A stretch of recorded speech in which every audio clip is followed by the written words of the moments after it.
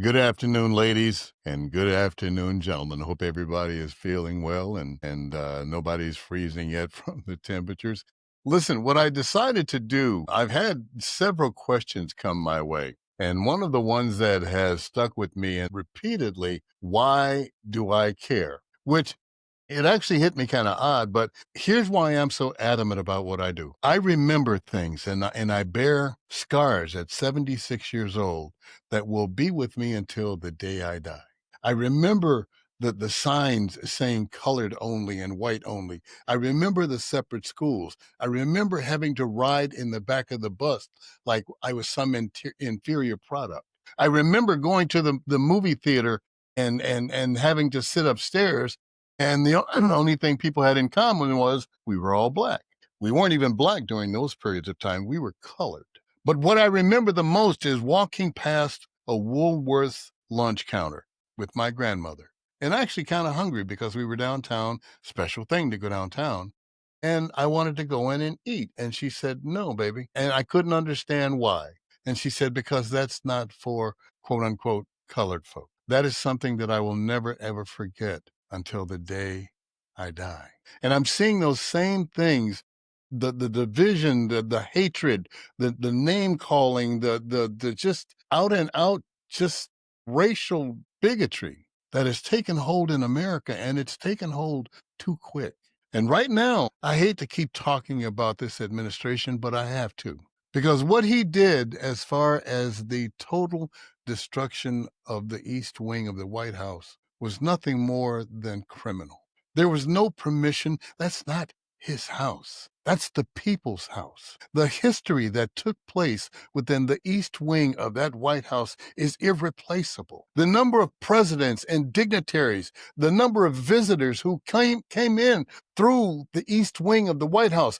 The office of the First Lady was always in the East Wing of the White House. And in true Donald Trump fashion, it has to be bigger than everything. And it is the most garish, tacky, outlandish piece of bullshit I've ever seen in my life. And if that destruction of the White House doesn't make you angry, then something is wrong with you. Your history is being ripped asunder. Started out with the Rose Garden. Fond memories of Jacqueline Kennedy and that Rose Garden. The dignitaries who were hosted in that Rose Garden now looks like a deck at a swimming pool somewhere. The fact that you would not allow someone to come into your home and just dig into your bank account and say, you owe me $230, and I'm going to take it right now. Less known, $230 million, because the man felt grieved that they would actually find documents in a bathroom in Mar-a-Lago. The things that are going on now, yet not even to talk about ICE. American citizens are being arrested and detained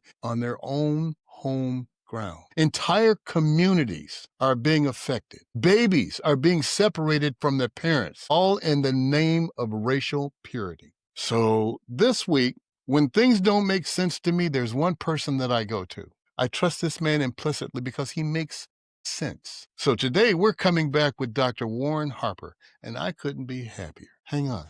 Be right back.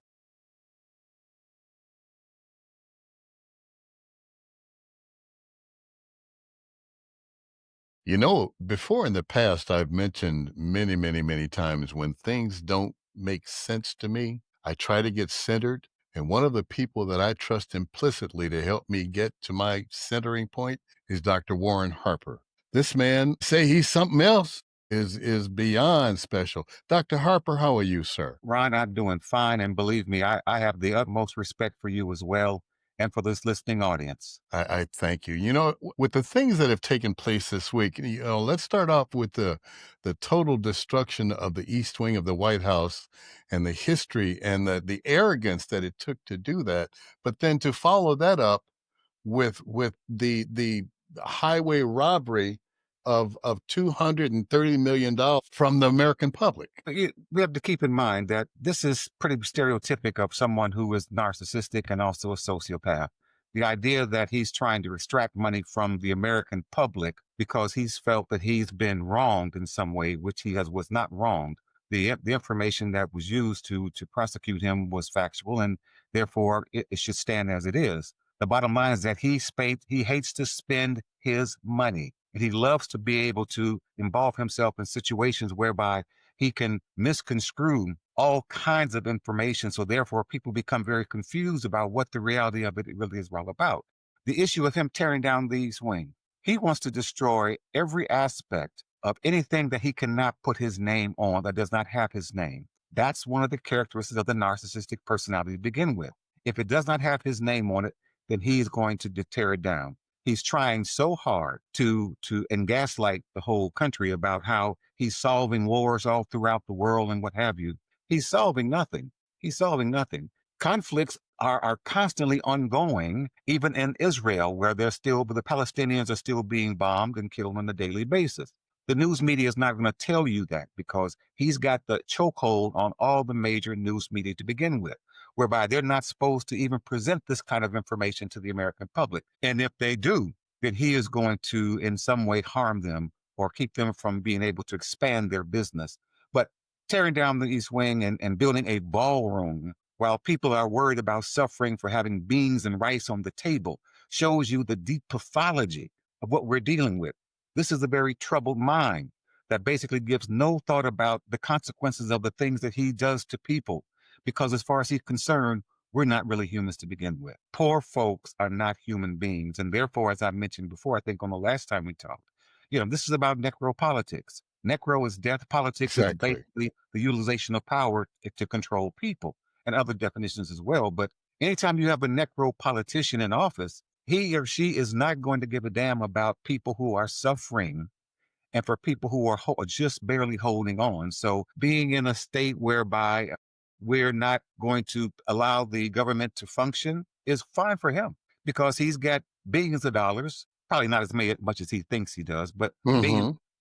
And therefore he can continue to eat steak and caviar and go sneak off to Mar-a-Lago and do all kinds of things while the rest of the people are in a bread line or a food line somewhere. And you and I are worried about how are we going to take care of our brothers and sisters, because that's what we're supposed to do in times of crisis. So down of anything is typical of someone who has his kind of demented kind of personality style to begin with, and how it will be Trump's new Mecca, this ballroom. For some reason, Mhm. when he went to France and all of the pomp and circumstance and the grandeur of that stuck with him so much that he wants to replicate the Arc de Triomphe Isn't that something? in his name. In his name.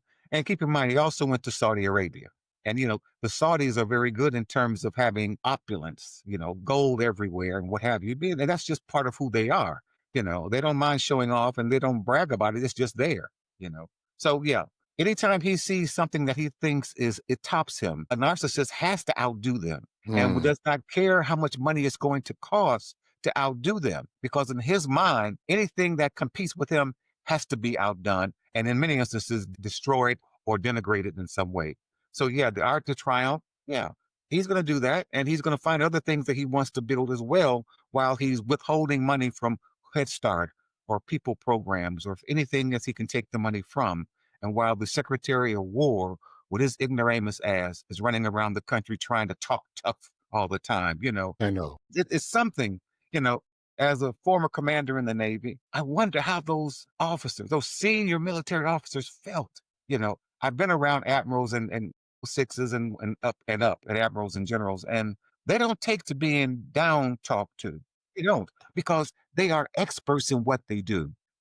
I've talked to one or two admirals who basically were better psychologists than I am. I mean, they knew people, and that's how they were able to gather that rank, because they knew their skill and they knew people. They knew how to use both to basically make things happen. So if I'm sitting there and I've got all these bars up here and I've got all these stars up here, I'm going to get real angry after a while. But I know that here we go. I know that he's waiting for me to flinch or to yawn or anything that I can do that show my passive regard for what he's saying. So at that point, he can say, "Get out of the room."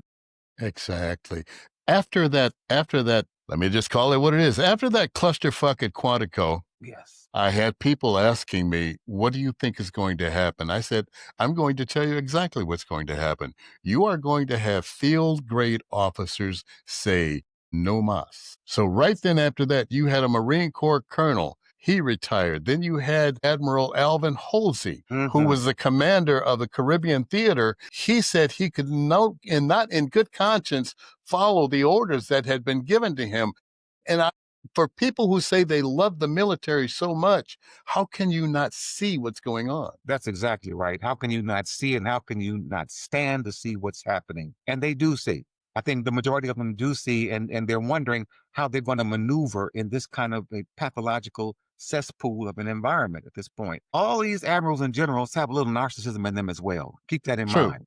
They true. do. And as I've said many times to listening audiences, two narcissists cannot remain in the same space. So at some point, somebody, and I think the military is going to have to be the ones that pull us out of this mess and by whatever means necessary. They have to do that because the police departments are not big enough. He has his own law enforcement agency now with all these people that he's hired who were ex persons from January 6th riot, his own police force and what have you. So it's going to take the military to plan this takeover of the country for the good of the people in the country. The one question that I knew I had to ask you, Dr. Harper, because I knew you, if anybody could come up with something that made sense. How can we as a society have regressed so far back and forgotten so much about the people who have sacrificed and died and bled to give us rights and freedom? How can we give up that so knowingly and readily in this nation? Well, I think people of color didn't pass on the information about how we got to that point of having the civil rights and voting rights and what have you. We didn't do it in a strong enough way. I think we allowed ourselves to come off of the tower and where we were watching and making sure that things were going to stay in place, and we kind of just mellowed out a bit. So I think to a large extent, we didn't do our job in terms of educating our children and our children's children about the struggles that we went through and that they were still going through. But although dad and mom are both working, you don't see how difficult it is to go through this. Now, on the other hand, for other people who are anti people of color, and even many whites, they didn't want this to happen to begin with in terms of people having rights and people thinking that they're citizens of this country, Hmm. particularly people who have birthright citizenship. They didn't want this to happen at all. As you and I can probably agree, what's going on now was not something that just started when we had Project 2025. This Hmm. is a 50-year, maybe a 100-year plan to retake over the control of people who are non-white and who are not Christian nationalists or whatever religion they're trying to establish. So I think to a large extent we've been fighting this and we've been fighting it in a way that wasn't strong enough as Hmm. people of color, but also it's been a growing cancer to begin with. And keep in mind, a lot of the things that he says and he's doing, there are a lot of people, a lot of Americans that want to see this done, but they don't want to see it done in this drastic and such a vicious and vile way. But see, Exactly. they do want to see those quote those immigrants. They do want to see these black cities, and black states or whatever that might mean, put in their place because we can't have these people running around robbing and killing and what have you. Well, we ought to start taking a look at some of the mass murderers around here and who and what they're doing too, because they're not coming from blue states or they're not African American or people of color. Hmm. We have to get back into thinking about this country being for the people by the people. It has to be. Amen. It has to be. Amen. You know. I brought up the point that with the destruction of the East Wing, of course, somebody from MAGAville, the Make America Grown Again people, said, "Well, President Obama changed the tennis court." Yeah, he took down a net, he restriped the tennis court, and he put up two basketball nets. That was really a whole, and it seems to be this tit for tat thing, and it's all Mhm. based on race. This is the question I'm getting to: are we at heart a racist nation? Yes, we are. And it's never been anything but that. Anytime you have a majority of, well, more than majority, 99% of the Caucasian men who were in a room and basically came up with the Constitution, and you had one black face who no one even can see him on the back of the $2 bill, and even he was not for giving any rights to people who've been stolen away from the continent of Africa. So we've always been that, and there have been moments where we kind of peeked out from that and saw that there was some hope during the civil rights movement. No, right after the Civil War, when we had the first Civil Rights Act that was passed. And we had black senators in office and from some of the southern states. And we had the Freedmen's Bureau, who basically helped to build schools and hospitals and things like that. But then that cloud came back over us again, which was never gone to begin with. It came back over us. And there we find ourselves now back to even worse than where we were before. We were. Amen. So yes, Amen. it's always been a racist society, and it's also been a society that wants to not only control but to get rid of people of color. Lord, that just hit me. Doc, you have this effect on me. You make my brain work overtime. So it's like we both know that there's this low turnout in the African American community. Yes. When is enough for Black folks to stand up and realize that the power that they have as a whole is unbelievable? You know, Ron, I'm afraid that I don't have a good response to that because I was out on the corner of Poplar. Well, people don't know that that's one of the streets. I was out last week for the march and for Hmm. the protest, and I didn't see very many of us. I did not see very many of us out there, African Americans nor Latin American people. I saw a large number of Caucasian people out there, and I got out there and got my signs and hung them up because we didn't march. We stopped at a corner. It was a huge number, but it was not any of us there. So the sad reality, I don't have very much to say about that because it's almost as if Black folks are walking around looking for something to change overnight and hoping that Ron and Dr. Harper are going to ride in on our horse and kind of slay the dragons and everything is going to be fine. It's not going to be. It's going to get terribly worse. And the sad reality, as you and I both know, when things get bad in the Black community, we don't get political. We get angry at each other. And all of a sudden that anger and rage is manifested in more shooting, killings, robbings, and what have you. So if we can get focused, if we can focus that anger and rage into some constructive action, more protests, but also using the dollar in terms of forcing these corporations, these companies to stop going along with them, Yes, sir. then maybe we can make some headway. But I think we're in a deep, deep hole of shit. I've always said that a pimp has to have a boogeyman. And for Trump, who's using pimp tactics, oh, baby, I'm going to make everything, Big Daddy's going to make everything fine for you. I'm just going to get rid of all these brown people over here, the Latinos. Okay. And the problem is once he's done there, then who's next?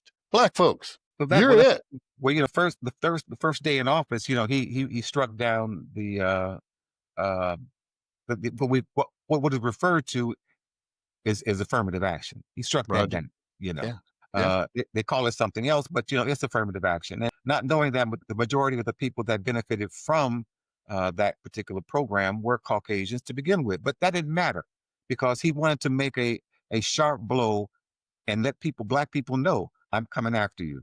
There's also some things he's done in terms of not funding certain Latino programs recently, and not supporting those programs. And I got one article where he's talking about now, well, not him, but the author of the article is talking about the next is Black HBCUs. They're coming after them now. They're already coming after the white major universities, as I'm sure you're aware of, by having Very them aware. sign a kind of a compact that they will change their curriculum around American values or whatever concept they're using now to describe their pathology Hmm. and the taking away of true knowledge from our school system. But there are some universities that are fighting back and they're refusing to sign it.